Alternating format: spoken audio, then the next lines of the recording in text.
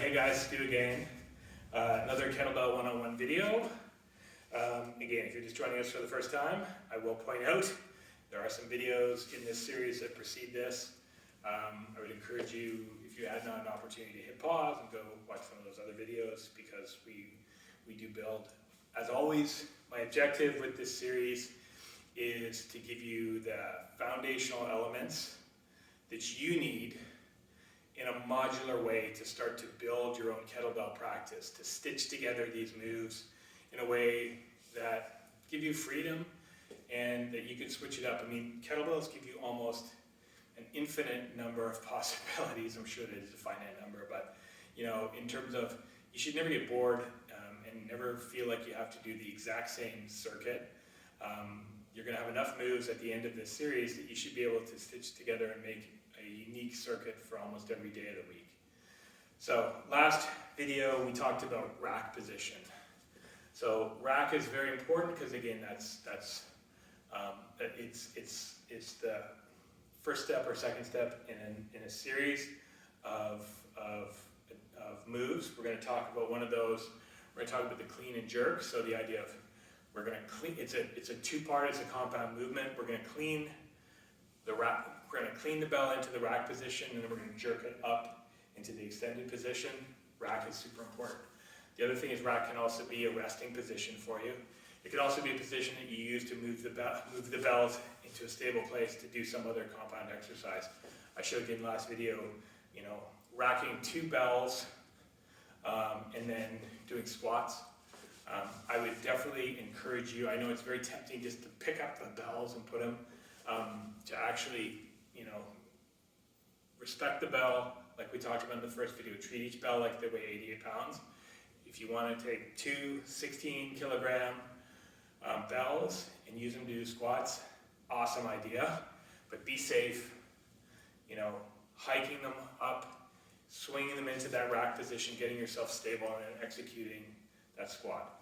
So today, as I talked about, we're going to build on that concept of the rack, and we're going to do clean and jerk. So clean, just like weight, and you'll notice a lot of these are similar to weightlifting terms. We're going to clean the bell into the rack position, and then we're going to jerk it up into the extended position. Great for the shoulders, etc., but with caution and care. So first thing we can do, single or double, we're going to clean the bell up into that rack position. I've got, here I'm feeling stable, core is engaged. You'll notice one of the things we talked about, I want the arm in nice and tight. I want to feel anchored. There's no space between my bicep and my pec. The elbow is, so from this position, I've cleaned it. Again, even in this exercise, it's single arm, I still want the arm engaged.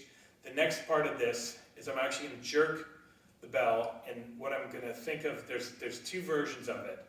There's push press, which is just the idea of me just slowly and methodically pushing it up, which is an exercise I like to do. So push press out of that rack position. The biggest difference to me is when I'm doing push press is that once I've racked it, once I've cleaned it into that rack position, I'm then push press is typically I'll then exercise. Then I'll push, I'll do 5 to 10 repetitions where I'm just moving up and down. So think of it like basically military press with a kettlebell, single arm or double arm, push press.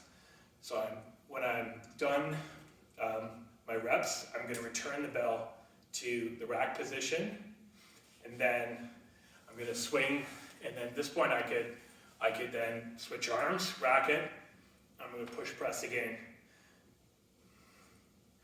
to do whatever you need from a repetition perspective. The important things here, what I want you to feel like, I don't want that arm way out over here. You should feel like, I'm pushing straight up to that column. There's some other variations where we'll start to get into star a little bit later, where once you've got that, you can actually start to do some more mobility or balance pieces. But because of the column, which we talked about in the stable core, actually once I push the bell up into the extended position, I should feel pretty stable. I should feel like I can stay here. Again, the bell is resting, in my palm on that ledge and in that yoke between my thumb and my finger, I should feel pretty stable here. When it's time to return it to rack, flip it back over. So, push press, second variation, clean and jerk. The major difference between clean and jerk and push press, in my opinion, the way I do it, is that the start of the exercise is the same, moving the bell into rack. The difference here is whether the repetition becomes me simply pushing the bell straight up and down, a high tension move under control, or whether I'm going to do clean and. Clean and jerk tends to be a compound movement where I actually return the bell into this, and I swing the bell between every rep. So, push press, I'm going clean, and jerk, I'm going up, and then I'm swinging down. It's a compound movement with the swing, or the rack, and then into the extended position. But in between all these spots, I'm actually swinging the bell, returning it to rack, pushing it up. So, two variations, both using rack as the position that you start and you end their exercise. Push press, clean and jerk. Try both, maybe incorporate both.